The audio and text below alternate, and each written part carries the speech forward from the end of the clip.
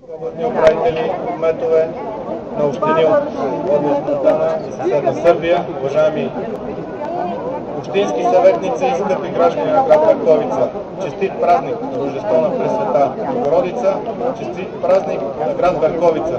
Нека Божията майка ни напътства, обединява и ни дава сили, защото Берковица има невероятни перспективи да стане един по-добър град за живеене. Берковчани са едни инициативни, работливи хора.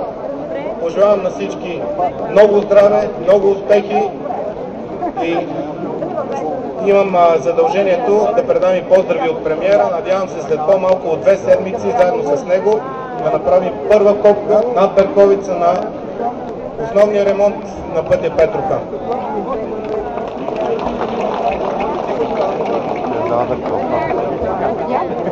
Давам думата на господин Златко Живков, кмет на община Монтана.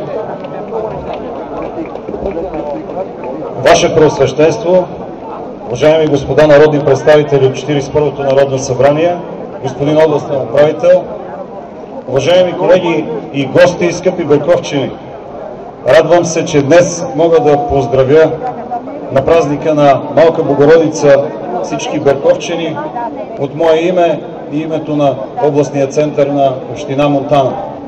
Искам да ви поздравя с успехите, които неминуемо има Берковица в днешния си ден в своето развитие. Искам да поздравя всички хора, които с действията си направиха така, че успехите на този град наистина да са по-големи. На всички, които ще продължат по пътя нататък, за да продължи това добро развитие на Берковица, искам да пожелая хладен ум, добри помисли и здрави нерви и всички добри намерения за развитието на Берковица да станат. Господин кмете, на теб и на всички тези хора желая успех. Искам да кажа на всички берковчани още веднъж: вярвайте в Бога и в това, което виждате. Да сте живи и здрави, на добър час. И аз имам един малък подарък. Това е символа на Монтана, Свети Дух, да ви помага на вас и всички берковчани.